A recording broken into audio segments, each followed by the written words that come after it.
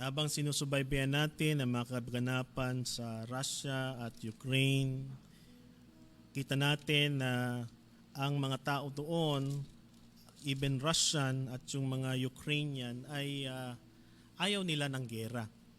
Sapagkat kung maaalala, ito ay nagpapaalala sa kanila ng kanilang nakaraang mapait na nakaraan, ang kanilang nung kapanahunan na sila ay sa ilalim ng pamamahala ni Stalin, na kung saan si Stalin ay nag-order ng genocide famine at maraming mga kamag-anak ng mga naroroon ang namatay. Maging isang magulang ay nagsabing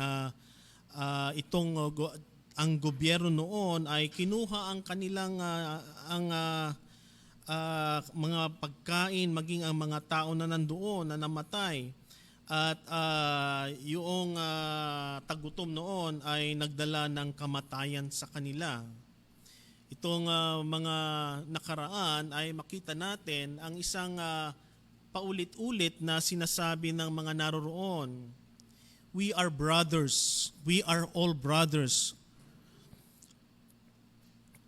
Every single Russian has a relative in Ukraine. Every single Ukrainian has a relative in Russia. And we have so families on who are mixed, and we don't want this war. This war is no good for anybody. At yan ang mga saloobin ng mga tao roon. Tayo ay magkakapatid at tayo ay nagmula sa isang angkan. At tayo ay magkakapatid. We are one people. Why would we fight our brothers? Marahil itong isang bagay na ito ay papaalala sa atin na sa ating pagkakatawag ng Panginoon bilang Kanya mga anak, ay ito'y nagsasabi sa atin na ang ating mga kapatid ay mahalaga. Tayo bilang mga anak ng Panginoon, sumusunod sa Kanyang salita, ang dapat na maging bunga nito ay mahalin natin ang ating mga kapatid sa Panginoon. Ito ay isang panawagan na makita natin na binigay ni Pedro sa ating tinatalakay ng sulat niya, sa unang sulat. Ang kanyang unang panawagan ay mamuhay na merong conform to God's image, conform to God. At sumunod noon ay ang kanyang panawagan to conform to reverence. At ngayon, isang muling panawagan ang ating titingnan, ang kanyang panawagan, a call to brotherly love. Muli natin basahin ang ating talata na titingnan sa umagang ito sa unang Pedro, mga talatang unang kabanata, mga talatang 12 hanggang 25. Ito'y sinasabi, ngayon, nilinis na ninyo ang inyong mga kaluluwa sa pamagitan ng inyong pagsunod sa katotohanan, kaya't kayo'y may tunay na pag-ibig sa isa't isa. Mag-ibigan kayo sa isa't isa ng buong alab mula sa dalisay na puso. Ipinanganak na kayong muli, hindi sa binhing nasisira, kundi sa walang kasiraan sa pamagitan ng buhay at nananatiling salita ng Diyos. Sapagkat ang lahat ng laman gaya ng damo, at ang lahat ng kalwalatian nito ay gaya ng bulaklak ng damo. Ang damo'y natutuyo at ang bulaklak ay nalalanta. Ngunit ang salita ng Panginoon ay nananatili magpakailanman. Ang salitang ito ay ang magandang balita na ipinangaral sa inyo. Manalangin tayo. Panginoon, kami nagagalak sa hiwaga ng iyong kaligtasan na pinagkaloob sa iyong mga anak. Mga hindi sa mga nakikinig, Panginoon, ang iyong panawagan ay naway pakinggan namin sa umagang ito. Dalangin namin, Panginoon, na sa aming pagbulay-bulay ay aming mga puso ay basagin mo. Ito'y maging pusong laman upang ang iyong salita ay aming matanggap. Dalangin din namin, Panginoon, ang banal na Espiritu, ang siyang patuloy na magturo at manguna sa aming pananambahan sa umagang ito. Nanawa ang iyong purong salita ang siyang matanggap namin. Dalangin ko rin, Panginoon, na samahan mo ang iyong lingkod, Panginoon, sa pamamahayag ng iyong salita sa umaga ito, na ang tunay at purong iyong salita ang siyang aming mapagbulay-bulayan sa umagang ito. Samahan mo kami, Panginoon. Ito pong aming dalangin sa matamis sa pangalan ni Jesus. Amen. Kita natin ang buhay ng Kristiyano ay puno ng kabalintunaan o tinatawag nating paradoxes. Maaaring sinasabi sa atin sa salita ng Panginoon that to set our minds on heavenly things rather on earthly things. And yet, makikita natin na paradoxically, ang mga tao na kadalasang heavenly minded ay kadalasan sa din mga masyadong finofocus ang kanilang kaisipan sa mga bagay dito sa lupa. Kung kaya't ang si Apostol Pablo, ang nagsulat sa mga mananampalataya na tayo ay maging heavenly minded. At ito ay makikita natin na sa kanyang mga nangyari sa kanya, sa shipwreck niya sa Acts 27 and 28 na pinapakita na ang buhay dito sa mundong ito ay magpaparam at ang mga bagay sa mundong ito ay hindi natin madadala pag tayo ay kinuha na ng Panginoon. Isa pang paradox na makikita natin dito o kabalintunaan na ang buhay Kristiyano ay kinukuman tayo na mahalin ng Panginoon ng ating buong puso, ang ating isipan. And yet, ang sinabi niya din, ang kumandya sa atin ay hindi lamang ang Panginoon, ay mahalin din natin ang buong natin puso, isipan, ang mga taong ang ating mga kapwa, ang ating mga kapatid. To the point na ang sinabi nilang Panginoon, mahalin mo ang iyong kaaway. Ito yung mga kabalintunaan na may kita natin sa salita ng Panginoon. And yet, ganito ang pamamaraan ng Biblia. Makita natin na sa passage na itong tinitingnan natin, ang connection ng pagmamahal sa Diyos at ang pagmamahal natin sa ating kapwa. Kung babalikan natin ang isang talata sa salita ng Panginoon sa Matthew, ng isang lawyer ay nagtanong sa Panginoon, ano ba ang pinakamahalagang utos upang itrap siya? Sinamarize ng Panginoon ang 10 utos sa 2 utos. Sinamarize niya ang 1 to 4 na kautusan na love God with all your heart, with all your mind, and with all your soul. At kanyang sinamarize ang panglima at ang panguling hanggang sa 10 sa utos na love your neighbor. Dito niya sinum up yung 10 commandment at yun tinitingnan natin tapos sa third Sunday, no? All we have to do is our duty towards God. And by saying that, we also have our duty to love our neighbor, to love our brethren. We are to love our neighbor as ourselves. That is an inevitable fruit of loving God above all. Doon papasok na kung mahal natin ang Panginoon, ano ang magiging aplikasyon nito? Ano ang magiging bunga nito? Ay ang pagmamahal natin sa ating kapwa. That supreme love that we owe God should touch us. At itong mga talatang itong nakita natin sa verse 17 and 21, dito dilatag sa atin ang mga bagay na dapat nating tandaan na hindi lamang sa ating pamumuhay Kristiyano, sa ating pagsunod ng kanyang salita, nagtatapos doon. Merong itong kasunod. Kasama sa pananawagan sa pamumuhay ng banal ay yung ating pagmamahal. Peter wrote that God's sacrificial and immeasurable love for us. Therefore, the fruit of loving God should manifest in our love for our brethren.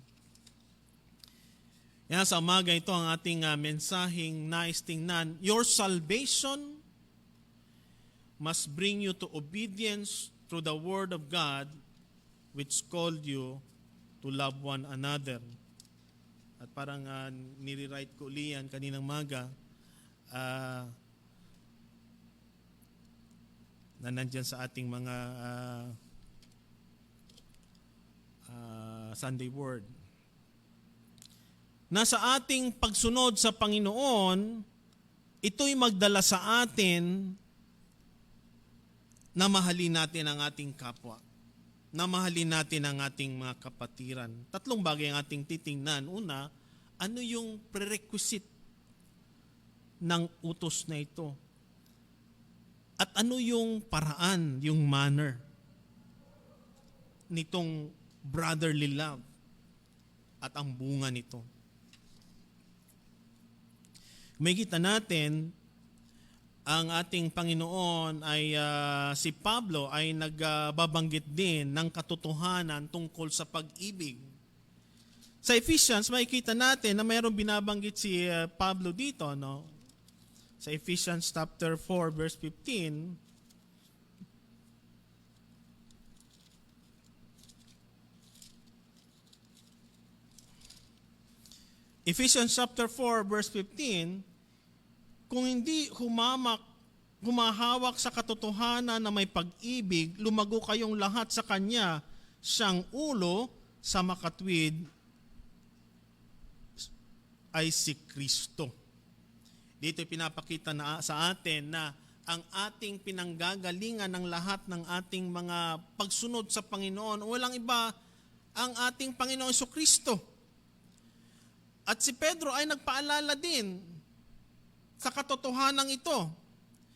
Una niya nilatag ang mga bagay para sa ating pagsunod sa Kanya na anong dapat nating tingnan, na ang Diyos ay banal at tayo din dapat maging banal. We have to conform to God. At ito, mga bagay na ito ay magdala sa atin sa mga application na itong tinitingnan natin. Ang isang prerequisite na makikita natin dito na binanggit niya, para mahalin natin ang ating kapwa, ay ang ating pagsunod sa Diyos. Sa pamagitan niya na nanampalataya ka sa Diyos, buhay sa kanyang bumubuhay mula sa mga patay na siyang nagbigay ng kalwalatian, ang iyong pananampalataya at pag-asa ay nakatuon sa Diyos. At itong sinabi niya, ngayon, nilinisan ninyo ang iyong kaluluwa sa pamagitan ng iyong pagsunod sa katotohanan. Sapagkat sa katotohanan lang, mahirap nating mahalin ang ating kapwa. Mahirap tayong mahalin ang ating ibang tao. Mas naisin nating unahin ang ating kapakanan kaysa sa kanila.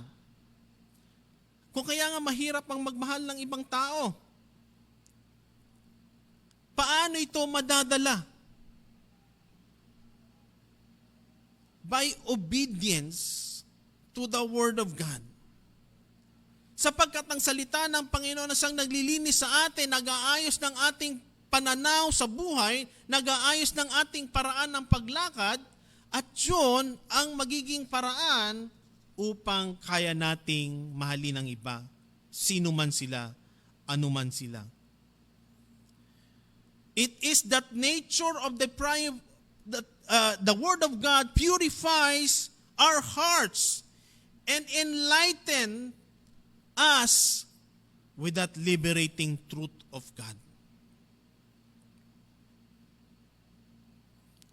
Siya ang naglilinis sa atin ng ating puso na ang dalagang tendency ay maging sakim, maging malisyoso, maging mag-isip ng masama sa iba, mag-chismis sa kanila, o magbigay ng masamang bagay tungkol sa kanila.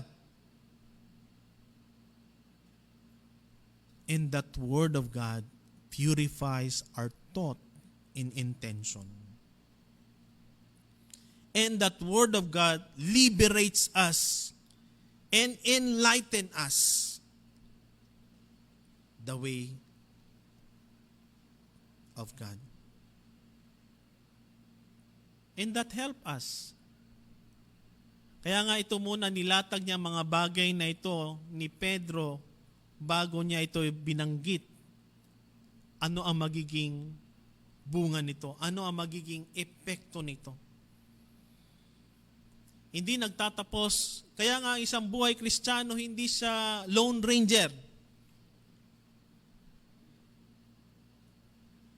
Hindi siya one-man island. It is always in company with one another. At sa bawat ating interaction sa bawat isa, hindi nawawala ang espeto na tayo ay masiko, mabangga, o magawa ng kasalanan ng iba, o masaktan tayo.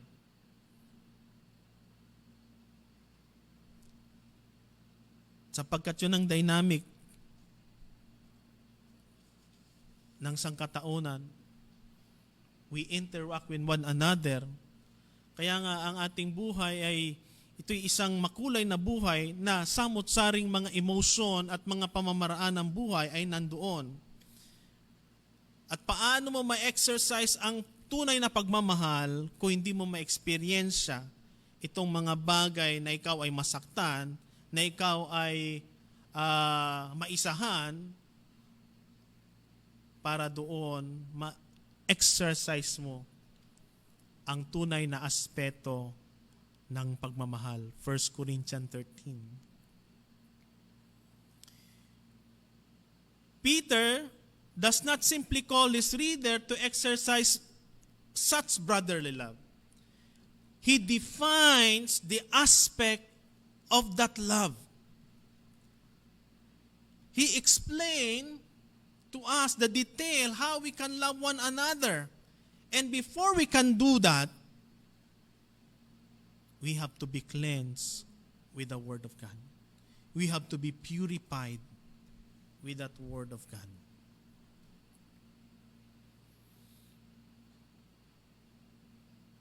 Apat na aspetong pwede nating tingnan, no? How we will love our fellow brethren. One, with purity. Ang ating pagmamahal, usually, it flows out. Our love should not issue from selfishness, from carnal passion. Rather, from that cleansing, from that regeneration that God has made us, that Christ has made in our life, ay magdala sa atin upang mahalin natin ang ating kapwa. Si Jesus bilang ating pinaka-example, si Jesus na siyang gumawa ng mga bagay na ito. Doon sa krus ng Kalbaryo, sa ipinako sa krus, hindi para sa kanyang sarili, kundi ito sa kalooban ng Diyos na maganap ang kanyang naisin na iligtas ang mga taong makasalanan. Iligtas ang mga taong pinili niya. From purified soul issues that love that is pure, undefiled, and undefiling. And our love should be holy and should encourage our brethren to cultivate also holiness. Kaya isang tanong dyan, Pastor, paano kung isang kapatiran na ito ay binubulid niya sa kasamaan itong kanyang kapatid? Ang kanyang pagmamahal ay hindi lumalabas mula sa purong pagmamahal ng Diyos. Ito'y nababahira ng kasalanan. Kaya nga, ang unang binanggit niya sa atin dito, na ang salita ng Diyos ang maglinis muna sa atin upang ang ating pamamaraan ay maging malinis din. Hindi lamang pure, kundi sincerely. The love we have for our brethren ay hindi dapat hypocritical. Hindi pagpapakitang tao. Hindi pagbabalat kayo. Sapagkat eventually, pag ang tayo ay magmamahal sa ating kapatiran na sabihin nating plastic, eventually, mararamdaman din nila yun. Maring sabihin natin na, ay, sibil lang. Our loving action should not be done duly performed by civility, but it should flow naturally with compassionate attitude bilang mga anak ng Diyos.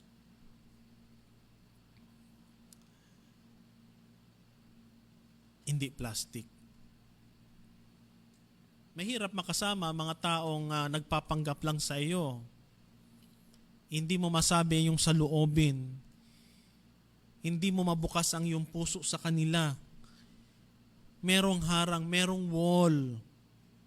Merong agam-agam. Merong fear.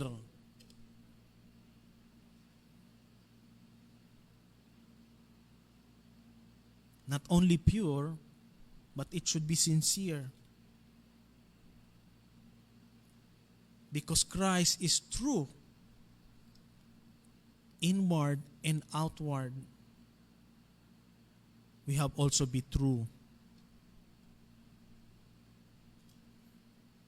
Minsan may mga pagkakataon sa mga tao na mahirap maging totoo. Nagtatakip sila ng maskara upang ipakita na sila'y masaya, pero inside, they are hurting. They are grieving. At ito ang bagay na dapat natin pagpanalangin sa Panginoon. That to teach us to be true to ourselves in dealing with one another. It is sometimes painful, and yet, it should always lead us back to what Christ did on the cross. That it gave His life unconditionally, walang kondisyon. How much more we for our brethren. Not only pure, not only sincere, but fervently. Our love for our brethren is not to be weak in strength and in quality. That standard of love for other members of the brethren should have found its source on the love of God.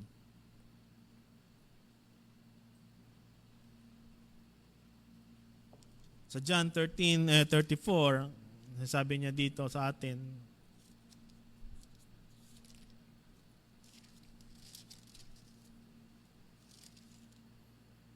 isang bagong utos ang ibinibigay ko sa inyo, na kayo'y magmahalan sa isa't isa.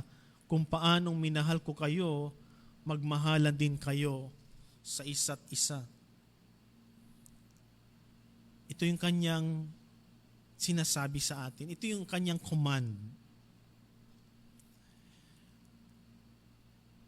Kaya nga, kung makikita natin dito, ang sinasabi niya sa atin, mahirap tayo magmahal ng ating kapwa kung ang ating Panginoon ay hindi natin sinusunod. Sa kanyang utos na sinasabi sa atin na magmahalan kayo sa isa't isa, ito'y kanyang sinasabi sa kanyang salita. Ginagawa ba natin to? Sa una, mahirapan tayong gawin ito sapagkat kung ang ating isipan ay hindi nakatuon sa kanyang salita, ang tendency natin ay umiwas sa mga bagay na ito. Ang tendency natin ay maging plastic, maging hindi totoo.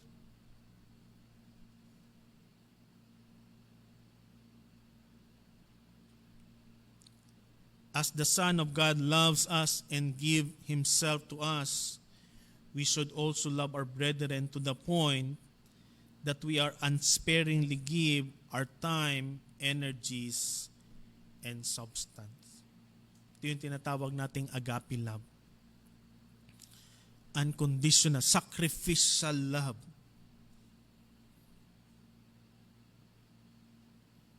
Na merong pain as we love our brethren, merong pain tayong mararamdaman doon. Na hindi mo sila iiwanan sapagkat alam mo ang kahinat na nila.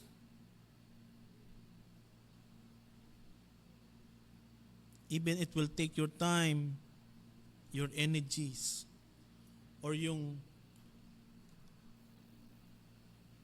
mahalaga sa iyong buhay.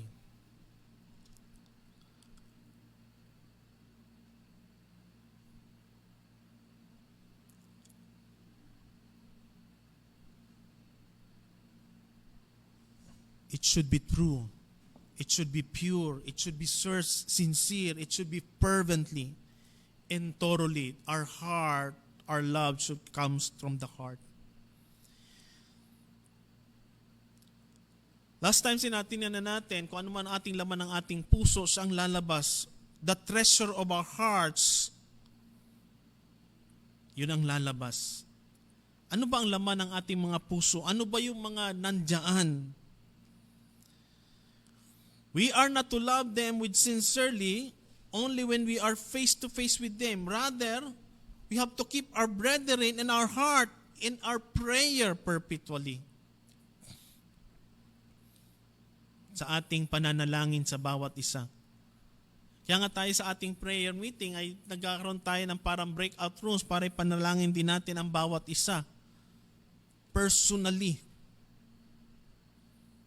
Ang nakakalungkot, marami sa atin ay hindi nakakasama sa panalanginan.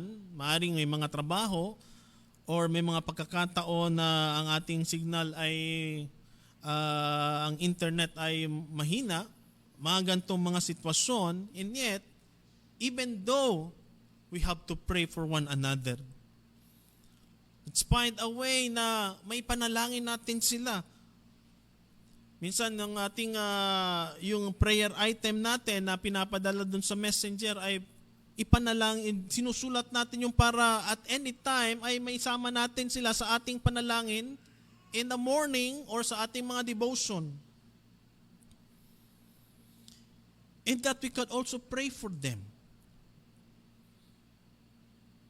May mga pagkakataon na hindi natin sila nalalaman kung anong mga nangyayari na sa kanila. And that prayer, we could remember them because we love them. We love one another. At yun ang kahalagahan nun.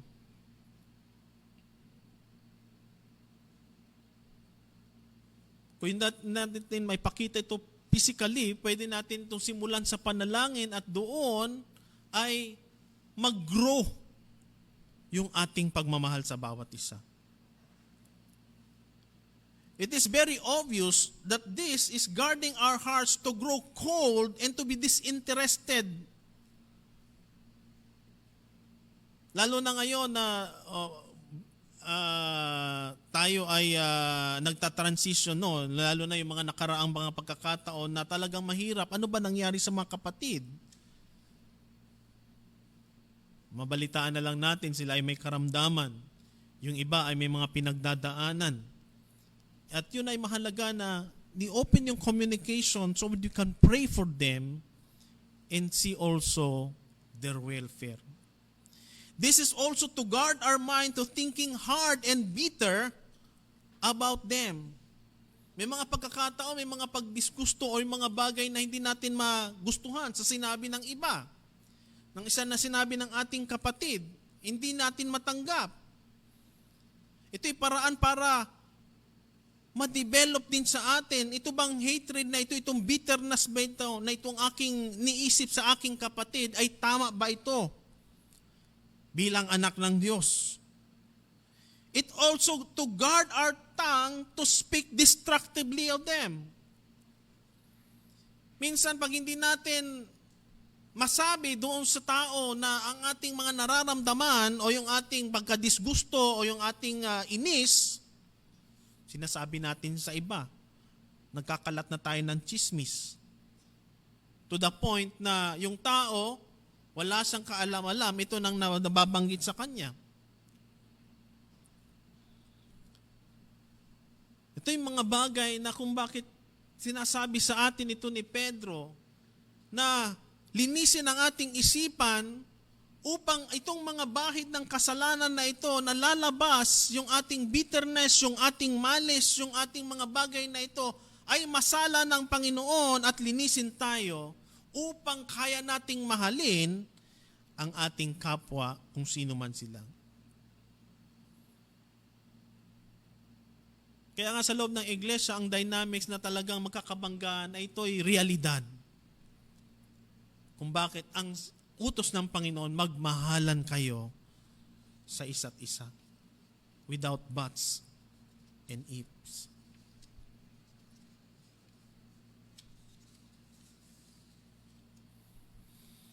Obedience to the soul-cleansing truth of the Word. Yan ang makita nating prerequisite na sinasabi sa atin ni Pedro dito.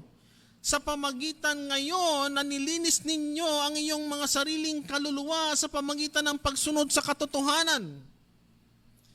Sapagkat ang salita ng Panginoon ay sabon na nagsasabon sa atin para siyang martilyo na dumudurog sa atin. Para siyang ilawan na siyang nag-guide sa ating dadaanan.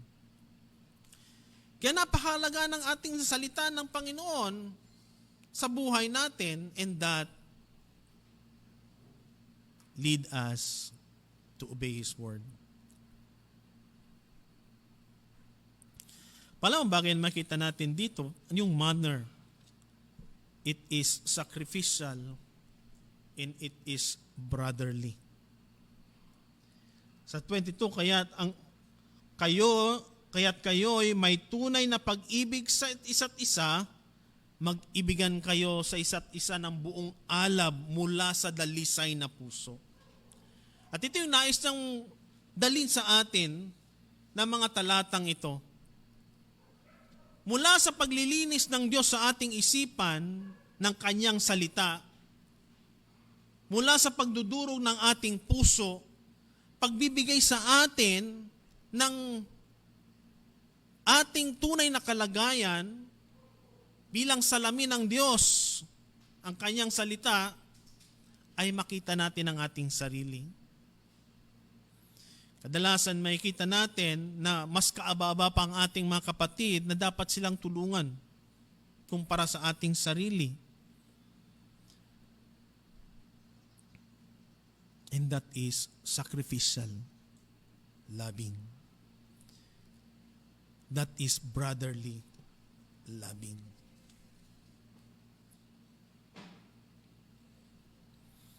Makita natin dito na binabanggit ni Pedro dito na tayo ay ipinanganak na muli na hindi sa binhing nasisira, kundi sa isa walang kasiraan sa pamagitan ng buhay at nananatiling salita ng Diyos.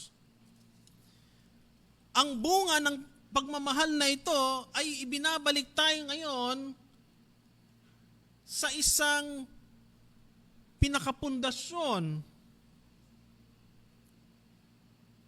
yung pagkakatawag sa atin ng Panginoon. Yung ating kaligtasan. ng ating kaligtasan, ito'y hindi nanggaling sa ating sariling kakayanan, kundi ito'y bunga ng salita ng Diyos na itinanim sa ating puso at ito'y mamunga. Ang butong inilagay sa atin ng Panginoon, ang salita ng Diyos na ilagay sa atin ay buhay, hindi patay.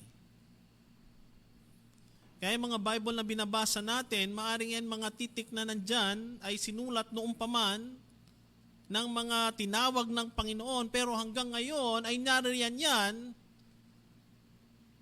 sapagkat ang Diyos ang nag-preserve niyan. With that, nawa ay pahalagahan natin ang kanyang salita. Ang Diyos ang siyang tumawag sa atin sa pamagitan ng mga mensahe, sa pamagitan ng mga sanyang salita na nangungusap sa atin, yun ang butong itinanim sa atin. He appealed to those who have been new creators in Christ that they will be equipped by God to love one another. At kanyang binanggit dito na ang salita ng Diyos na siyang binigay sa atin, ang nagbunsod sa atin sa pagitan ng kanyang banal na Espiritu upang tayo ay mabuhay at magkaroon ng panibagong kapanganakan. When Peter calls his reader to exercise brotherly love, he expect them to hear and heed the call of who they are. Nananawagan siya na tayuan nyo ang pagkakatawag sa inyo ng Panginoon. Kaya nga mula verse 13 na tinitingnan natin, ang unang panawagan, to conform with God. To conform with God. Yung ating isipan, yung ating pananaw ay baguhin ng Diyos upang makasunod tayo sa Kanya. Hindi lamang i-confirm natin ang ating sarili sa Kanya, kundi ito'y magbunsod sa atin na mamuhay na may kabanalan. Kita natin yung pattern na sinusunod.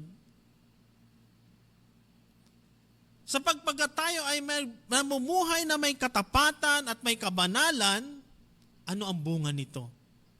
Matuwid na pamumuhay. At yun ang binabalikan niya. At ngayon, ito yung kanyang panawagan. Na sa kanyang pananawagan na tayo ay mamuhay na may pagmamahal sa Kanya, kanyang pinaalala sa atin na ang pagkakatawag sa iyo ng Panginoon, ito ay hindi sa pamagitan ng isang bagay o sa isang salita ng Diyos ng kanyang buto na itinanim sa atin, ito'y imperishable. Hindi ito nakukupas, hindi ito nawawala. At doon sa verse 23, binigay niya the enabling reason for the call for brotherly love. Because you have been born again, ikaw ay binago ng Diyos, ikaw ay pinanganak na muli. At ano yung bunga nito? Si Pedro, ina-address niya mga tao na sila ay ni-regenerate, binago ng banal na Espiritu. They have been effectually called by the Spirit. Mula sa sila ay patay, sila ay binuhay ng Diyos. Kaya nga sinasabi natin, ng isang patay, kahit anong sabihin mo sa kanya, hindi yan babangon. Yan ang kalagayan natin bago tayo tinawag ng Panginoon. Tayo'y mga patay sa kasalanan kung kaya hindi natin kayang tanggapin ang kanyang salitang buhay. Well, unless ang banal na Espiritu ang siyang unang magbuhay sa atin. At with that, nung tayo binuhay ng Panginoon sa ating patay na kaluluwa sa kasalanan, kaya nating pakinggan, kaya nating mahalin, kaya nating sundin ang kanyang salita. From our state of deadness to sin, the Holy Spirit regenerate us into a state of a new life in Christ. And as new creatures in Christ, they have a new status. They have been justified. They have been adopted by God. Ano yung epekto nito? They have new desires as children of God because our Father is heavenly. Not only a desire, they have a new direction for their lives through the Word of God. Not only that, they were filled by the indwelling Spirit with new power to know, to do, and to be delighted with the will of God. Philippians 2, verse 12 and 13 ay binabanggit sa atin yan.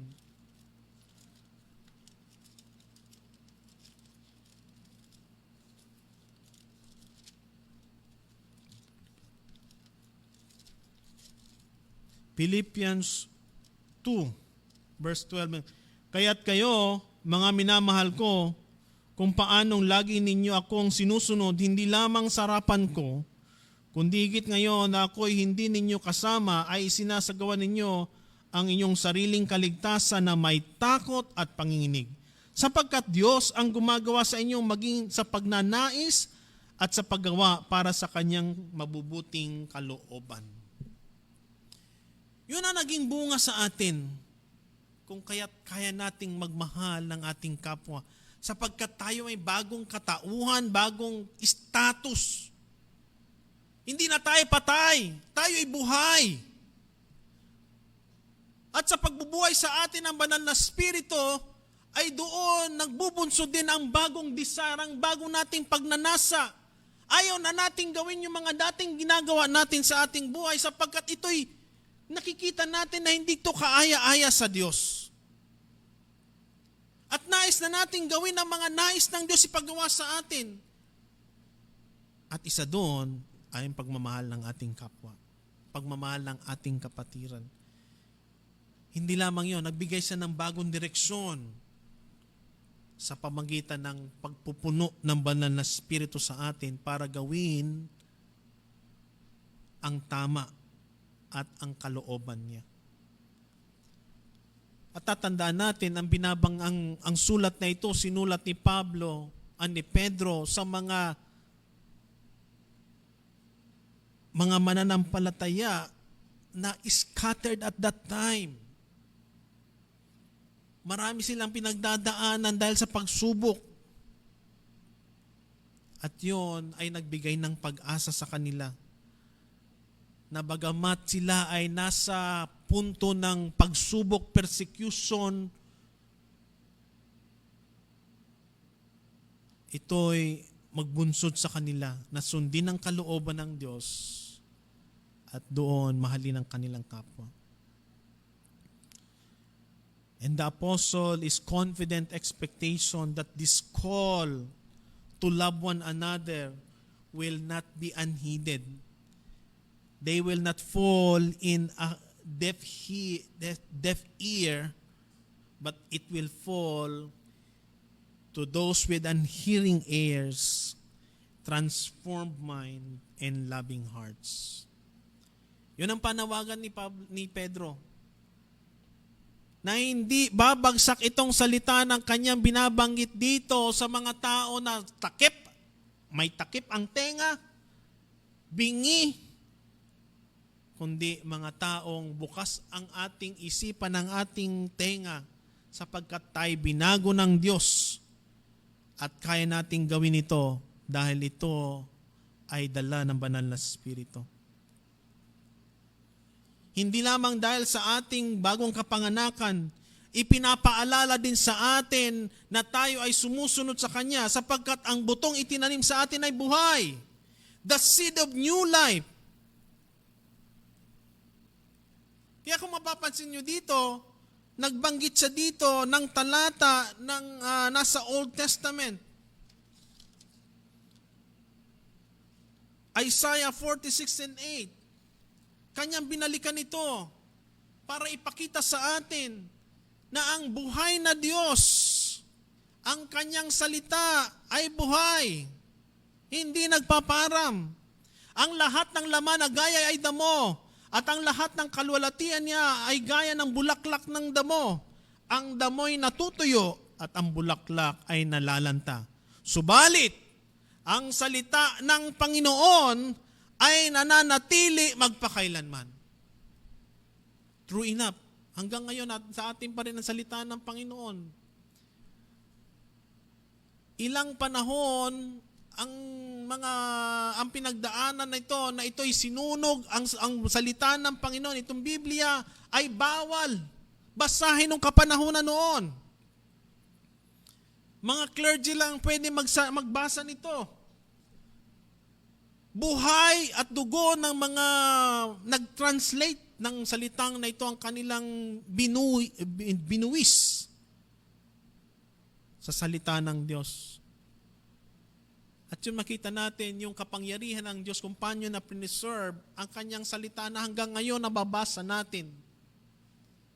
Pag ikumpara mo ang salitang, ang mga Bibliang ito sa mga literature ng kapanahonan, it is the only one that survived at maraming kopya.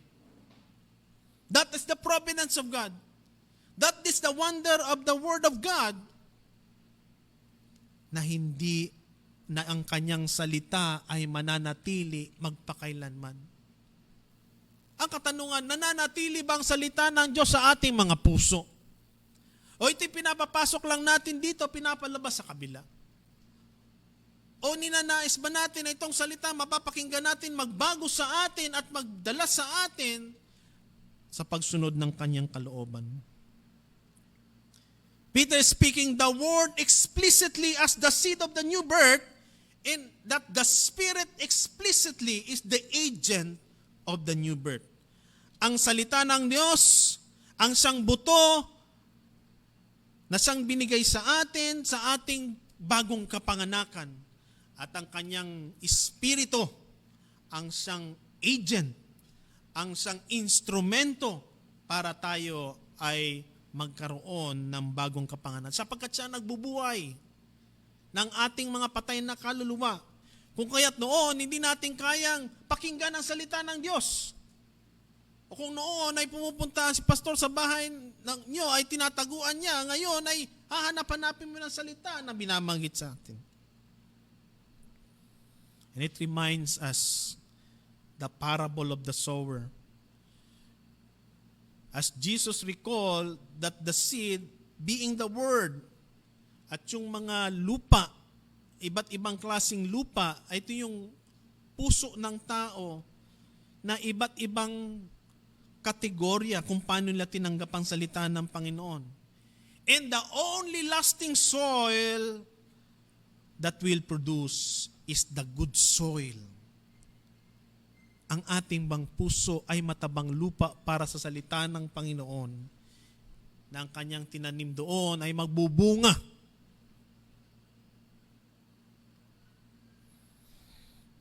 How are we receptive to His Word? Sapagkat kung ang ating puso ay mataba at tatanggapin natin ang kanyang salita,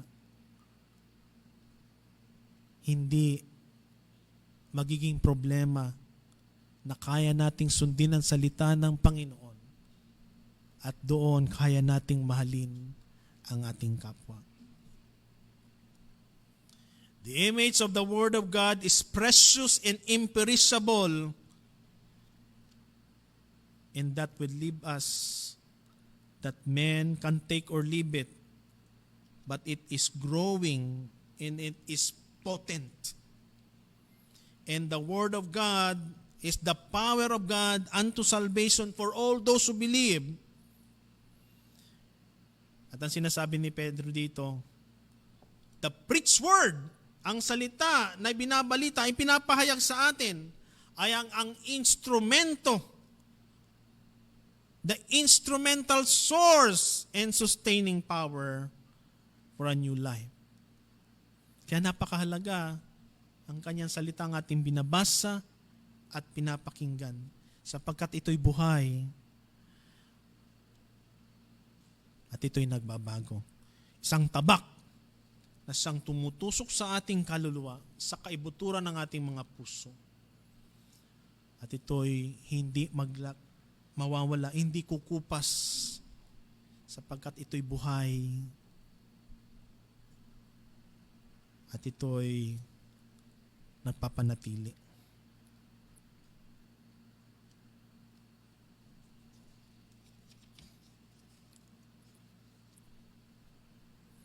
Why did Peter give that contrast? He want to make clear that the reader will hear and they will be fed with the Word of God. Kung tayo ang ating pinupuno natin o pinapakain natin sa ating mga kaluluwa ay mga bagay tungkol sa mundo, if we fed on the husk of this world, anong klaseng buhay magkakaroon tayo? We will be growing lifeless, hopeless, and loveless. But if we are feeding with the preached Word of God, we will be enlightened with the truth and empowered to love. No matter the circumstances we are, walang epekto yan. Kung ang ating salita ng Diyos ang siyang namumutawi, nakatanim dun sa ating puso, sapagkat yun ang magbabago kung paano tinitingnan natin ang mga bagay-bagay, how we see the perspective of life, and that will help us to move on, to live a holy life, and to love our brethren. At sa mga nakikinig natin na hindi pa nakakilala sa Panginoon, ito isang panawagan sa bawat isa na tanggapin ang alok ng kaligtasan. Ang kanyang salita ay buhay at nais niyang tawagin tayo, tawagin kayo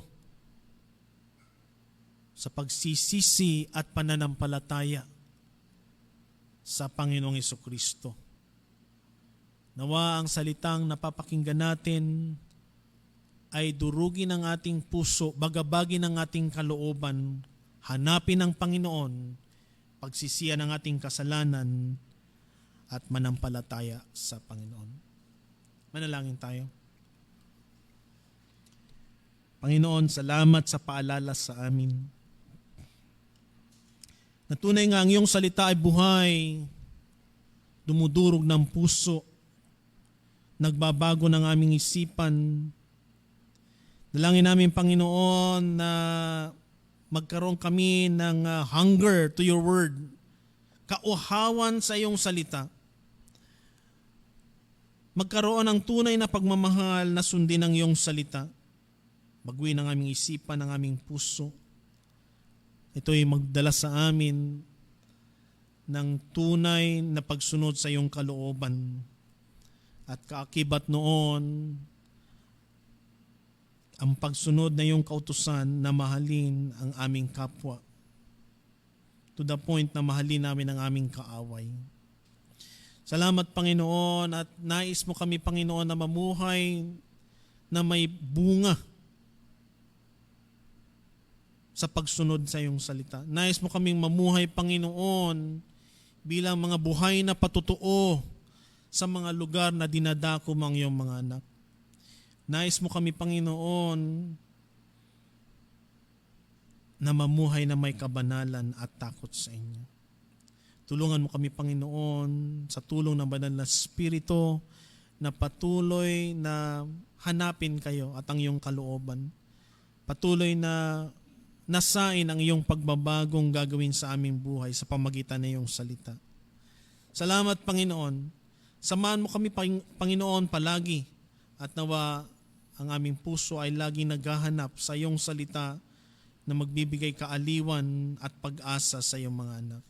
Salamat, Panginoon. Ito po aming dalangin sa pangalan ni Jesus. Amen.